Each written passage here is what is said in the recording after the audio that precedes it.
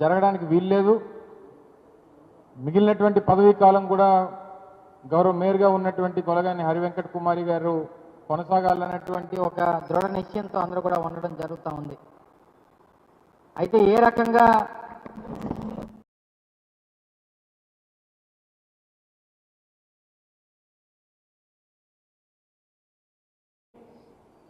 రకాలైనటువంటి విధాలుగా మా పార్టీకి చెందినటువంటి కార్పొరేటర్లను బెదిరించడం, భయపెట్టడం, లేదా వాళ్ళని ఏదో రకంగా ప్రలోభ పెట్టడం మీరు గడిచినటువంటి 25 రోజులుగా చూస్తూ ఉన్నారు.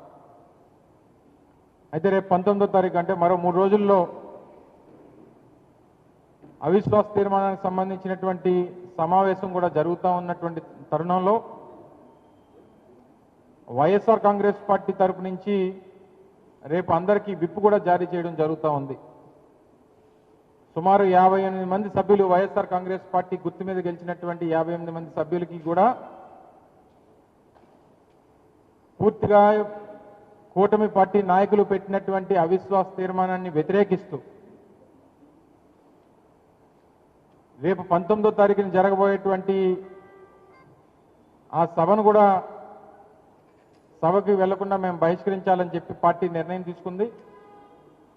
సో దానికి అనుగుణంగా రేపు పార్టీ విప్ను కూడా 58 మంది మా పార్టీ గుర్తు మీద గెలిచినటువంటి సభ్యులకి రేపు విప్ జారీ చేయబోతా ఉన్నాం.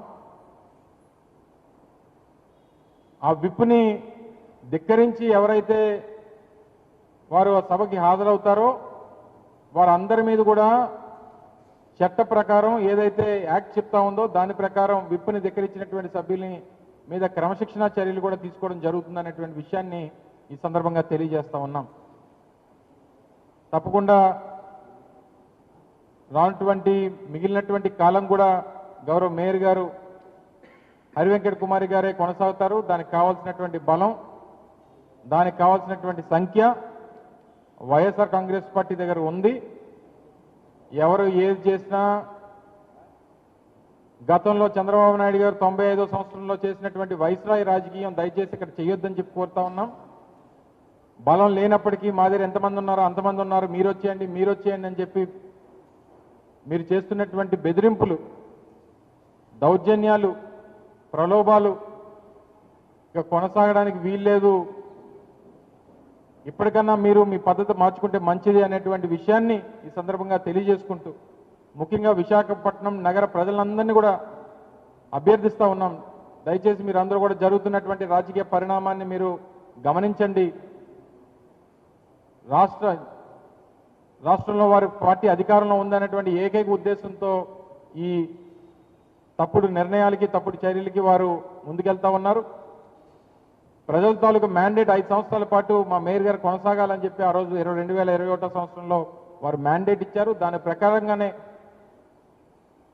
ప్రజాస్వామ్యబద్ధంగా జరగాలి తప్ప ఈ రకమైనటువంటి తప్పుడు విధానంలో వారు పీఠాన్ని చేజిక్కించుకోవాలనేటువంటి ప్రయత్నం మానుకుంటే మంచిది అనేటువంటి విషయాన్ని మరొకసారి ఈ సందర్భంగా తెలియజేసుకుంటూ రేపు అందరికీ కూడా మా పార్టీ గుర్తు మీద గెలిచినటువంటి మా పార్టీ కార్పొరేటర్లందరికీ కూడా రేపు విప్ జారీ చేయబోతా ఉన్నాం. 19వ తారీఖున జరగబోయేటువంటి అవిశ్వాస తీర్మానం మీద జరగబోయేటువంటి ఆ ప్రత్యేక సమావేశాన్ని వైఎస్ఆర్ కాంగ్రెస్ పార్టీ బహిష్కరిస్తుందనేటువంటి విషయాన్ని ఈ సందర్భంగా మీ ద్వారా ప్రజలకు తెలియజేస్తూ దానికి అనుగుణంగానే రేపు మా పార్టీ సభ్యులందరికీ కూడా విప్ జారీ చేయబోతున్నామని చెప్పి మీకు తెలియజేసుకుంటూ మరి ఇప్పుడు గౌరవ మేయర్ గారు